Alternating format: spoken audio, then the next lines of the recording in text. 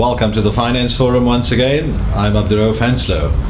This evening on the program, we touch on a very important issue concerning the Sharia investment management industry in South Africa. And my guest in studio this evening is Shamir Khan, Portfolio Manager of Element Investment Managers.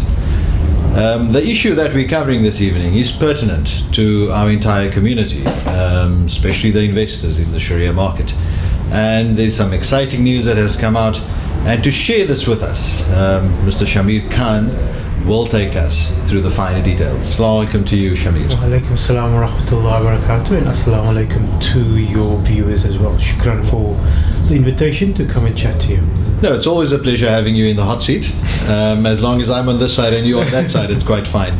Shamir, we've read about some important news that's come out from Element Investment Manager side. Now, you know, when we look at the industry, especially the Sharia finance industry, we look at 6 asset managers, and which makes that side of the industry quite a small industry in South Africa. So if anything happens, I mean, ultimately, if a portfolio manager gets a cold, basically, it's big news to that side of the industry. So tell us a little bit more about this important news from Element Investment Managers side. Thank you very much.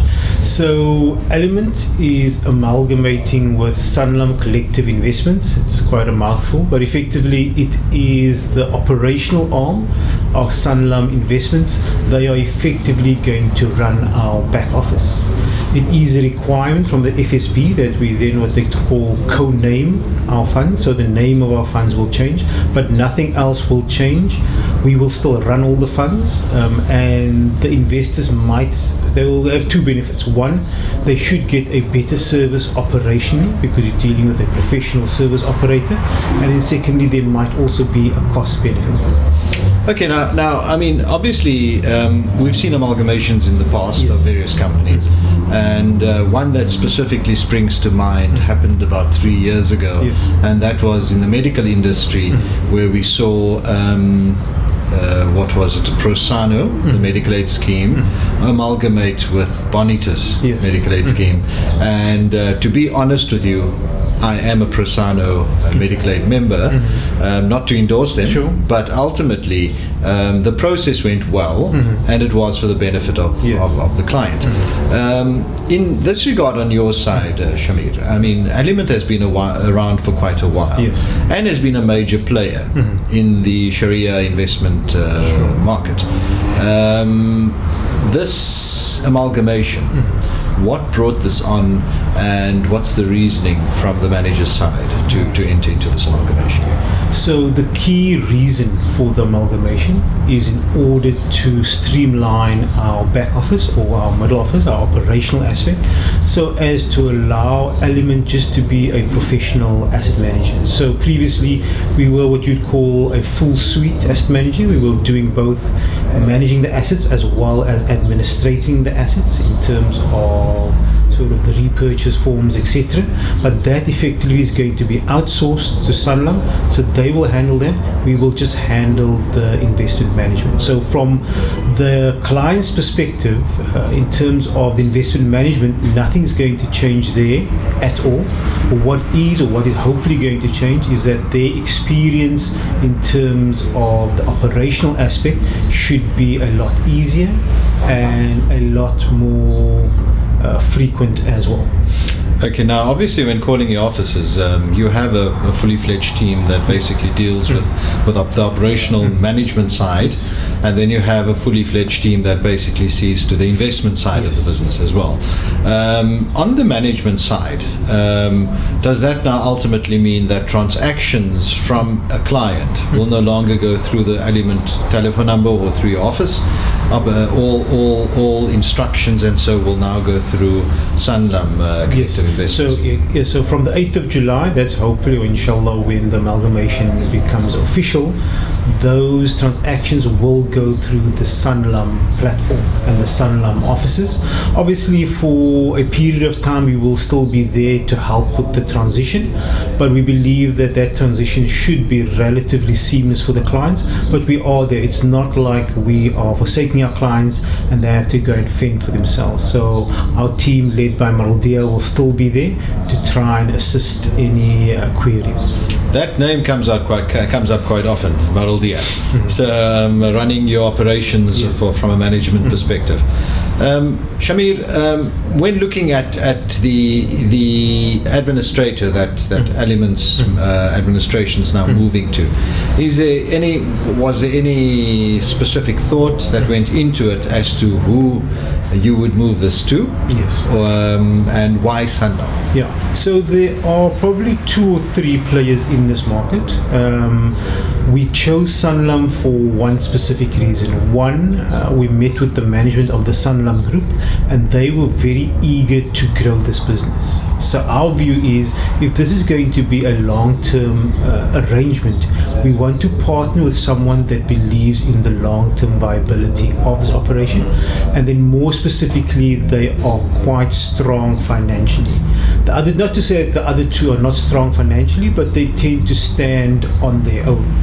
Whereas this is part of a significantly bigger group, and it can draw from resources within the group. Now, I know from a Sharia perspective, I know Sanlam previously had an offering of some Sharia compliant products.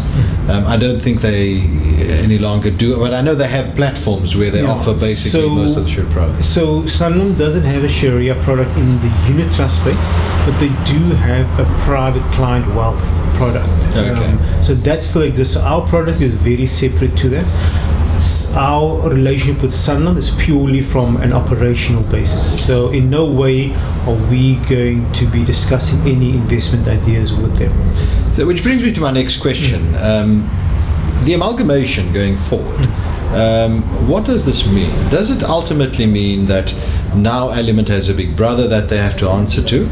Or does it ultimately mean that this is a joint partnership where the one manages one section of the business and the other manages the key focus of investing? So it's more a sort of outsourcing with a partnership overtone.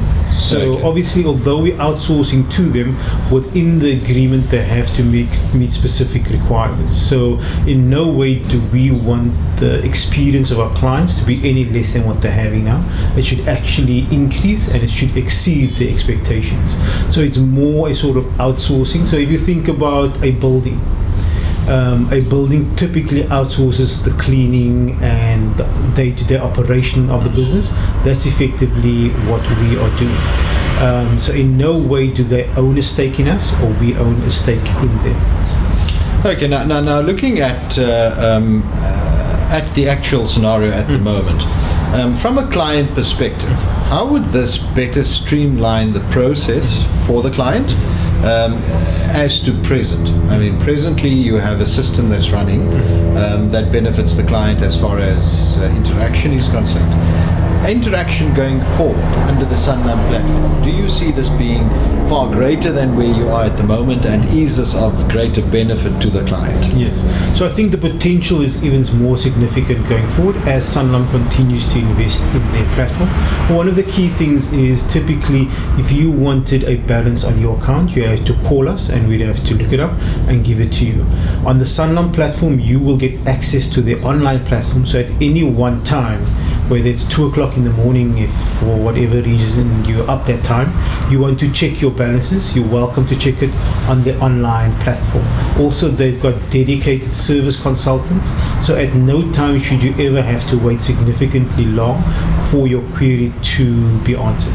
So this is basically a streamlining process. Definitely. So I think I don't see why other asset managers haven't looked at something similar, whereby I think one of the major issues that we have at the moment, especially in the Sharia side of the industry, is that the interaction that we have to go through. It's a long process of either finding out values, of reinvesting, of just general information is a process. But this year just seems on a different level. Yes. Because here, as you just said, there'll be access via the internet to the funds. Yeah. So also, as we know that the world is moving away from paper, sort of to what they call the paperless society, and you need investment in your sort of IT infrastructure, and Sanlam is willing to make that investment. And obviously, we are going to be one of the companies that they will service, but that is why we're leveraging off them, and we believe that we sat with them in terms of their long-term plans. It does appear that there are some exciting developments happening down the line with respect to their IT infrastructure. We'll keep our ears open for that, Shamir, and our eyes as well. Yes. But coming back to the Sharia side of the business, whenever we see a life manager come into play, there's always a concern about Sharia compliance. Now, Element investment managers, you've stated that Element will still be around, and Element will still be managing the money. Yes. Does that mean that the Sharia board stays the same, that the certification stays the same, and that entire Sharia process still stays the same, with no intervention from anyone else? No. So as we said, Sanlam doesn't own any stake in Element Investment Managers. They are our outsourced partners. We have a contract with specific requirements that they have to meet, and so everything else stays the same, our board, etc. Yes, our names are going to change of the fund, so you'll see, let's say, Element Islamic Sanlam Collective Investments Fund, but that is the only thing. And the reason that our names are changing, or that we're adding their name, is it's required by the FSB, because they are doing a specific function within the asset management process. So we're doing one function, which is managing the assets, and they effectively are administrating the assets. So therefore the FSB requires their name also to be on the fund. But other than that, everything else stays the same. And I think for the benefit of the listeners, FSB stands for Financial Services Board. They, the organization or the council, put it more like a council, that oversees all dealings within the finance sector, finance investment sector. Regulatory authority in South Africa. And coming to them, Shamir, certainly there must have been some requirements from their side that need to be undertaken both by yourself as the asset manager and by the clients, basically now entering this whole phase of amalgamation. Could you basically take us through what the requirements are from the client by the FSB? Sure. So the first one was the ballot process. That is finished, but we had to ask all the clients, are they happy with this? And were they happy? They were happy. We never had any comeback, so alhamdulillah, that has passed through. So that is why the 8th of July is still the date that is mooted for everything to go live. And then secondly, the FSB requires all the clients to be refeatured. So that means they have to send us their FICA documents before the 8th of July. If they don't send it to us by the 8th of July, thereafter they have to send it to Sanlam. But it's important that they are refeatured, because if they are not refeatured, they will not be able to transact. It doesn't mean that you lose your money, it just means that you can't do any withdrawals unless you are refeatured. Okay, so the FICA is the Financial Intelligence Center Act. That's the requirement by law, ultimately, that every financial institution needs to know their client. That's it. So I remember that KYC issue when it started out. So know your client. And FICA is basically all to do with that. So So the documentation is normally a utility bill, sort of 3 months or within 3 months, a bank statement, and so it's proof of address and your ID. Those three. And for a minor, Shamir?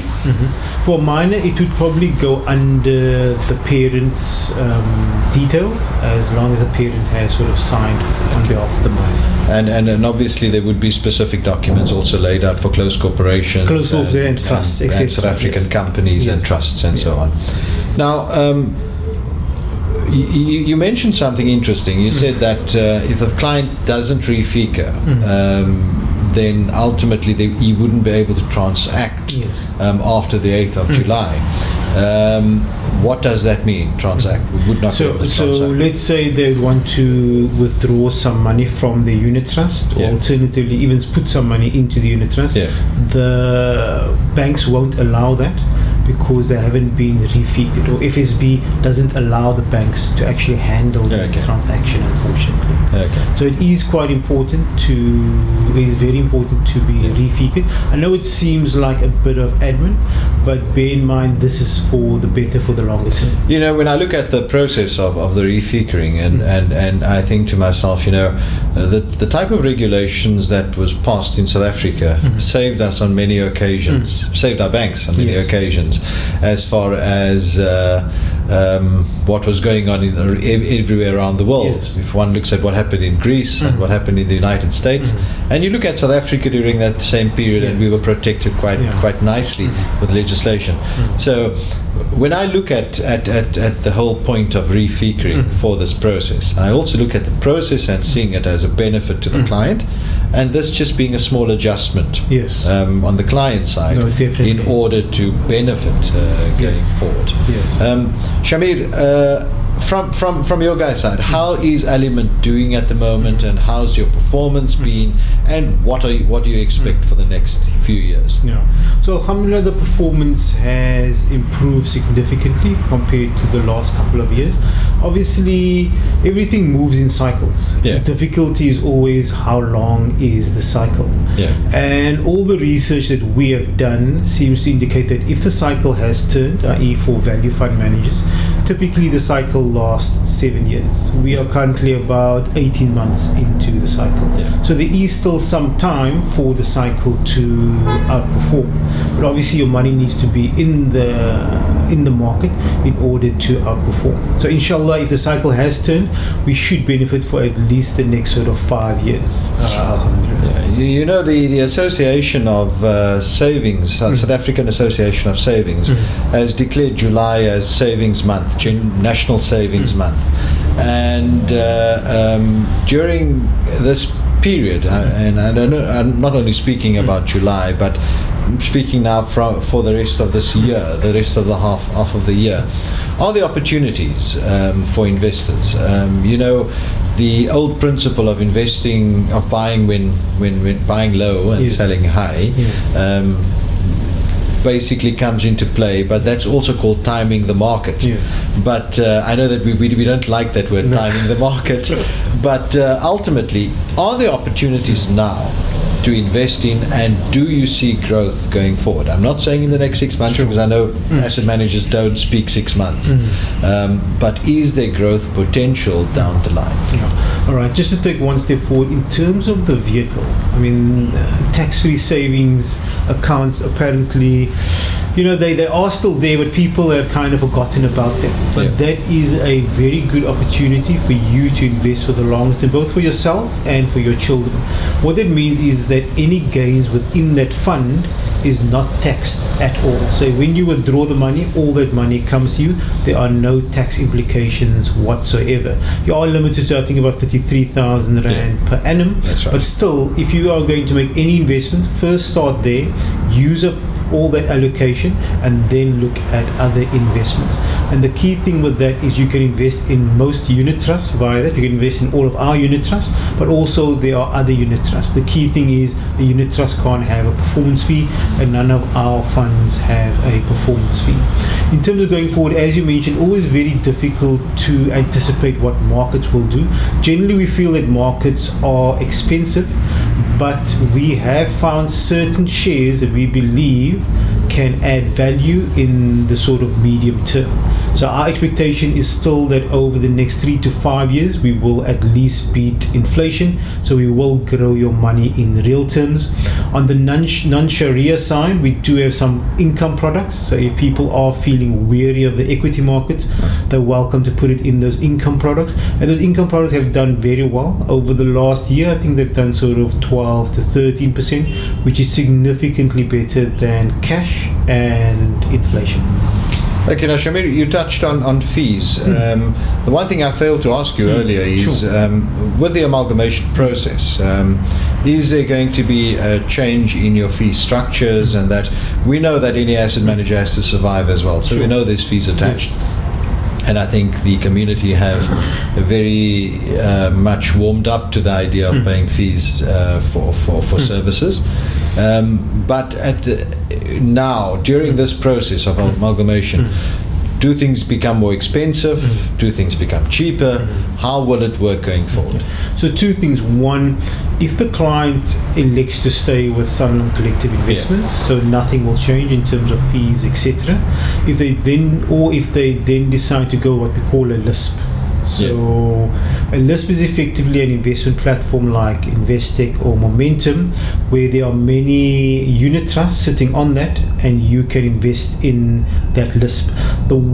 So you'd have a cost saving there, but in order to access that LISP, typically you have to go through a financial advisor. So it depends what that financial advisor charges you if you are going to see all of that benefit. But typically you should not be in a worse position than what you are now. And as we work with Sanlam, there should be opportunities for us to pull some costs out of the system, and it should be a lot more benefit coming through to you, the client. Have you seen a lot of panic from your clients during this process? No, I think it's just sort of confusion because, as you mentioned, a lot of people believed initially that Sanlam was buying us or buying a portion of us. So there was that education process to say, actually, no, we are just outsourcing. And the reason our name is changing is because it's an FSB requirement. So it's in no way to have any influence over the investment process, but they do have an influence in terms of the actual investment cycle, i.e. they managing the back end of the process, the operational aspect. Shamir, any final words to your clients and to the public at large? So I want to say shukran for those individuals that have stuck with us, and hopefully they are seeing some performance, alhamdulillah. In terms of the cycle, it does appear that it has changed, so we should enjoy another couple of years of good performance, inshallah. But they should always use financial advisors. We would recommend them use financial advisors just so that they can get a perspective of their total position going forward. Shamir, it's always a pleasure having you in studio with me, and we're going to chat some more about this topic once everything's been settled and once everything's running and you have a smooth ship running. We want to find out exactly how this worked for you, and maybe, who knows, we'll see another few asset managers jumping on the bandwagon to do the same. You've been watching the Finance Forum with myself, Abdu-Raof Hanslo, and my special guest in studio, Mr. Shamir Khan, Portfolio Manager of Element Investment Managers. And there you've just heard it, my dear viewers.